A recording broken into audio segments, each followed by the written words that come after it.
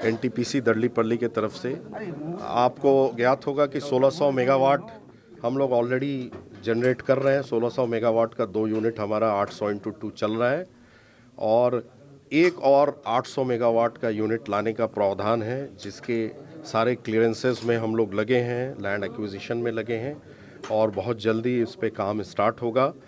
ये मुझे बताना ये ज़रूरी है कि देखिए, ये जो पावर प्लांट है इसका 51% बिजली उड़ीसा को जाता है और इसका जो पावर का कॉस्ट है वो बहुत ही कम है। वो लगभग 1 रुपया 3 पैसा 1 रुपया 4 पैसे आता है।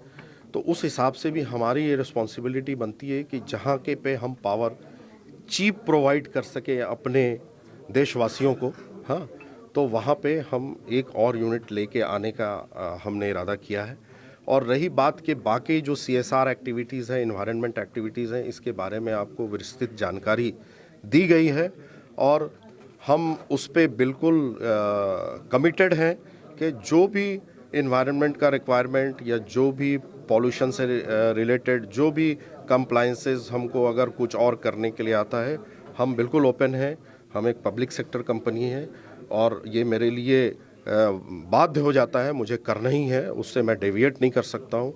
रही बात CSR एक्टिविटीज़ की, CSR एक्टिविटीज़ में हम लोगों ने काफ़ी काम किया है। आपने देखा कि एक हॉस्पिटल सुंदरगढ़ में और एक पॉलिटेक्निक बनाया है।